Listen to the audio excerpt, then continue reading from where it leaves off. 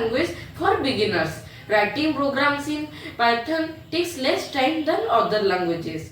It does not require any knowledge of computer hardware. Writing programs in Python takes less time than other languages like C, C++, Java, etc.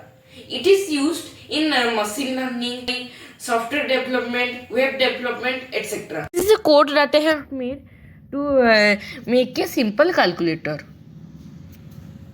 Let's see how it works. First, we have to select operation. We can enter 1, 2, 3 and 4.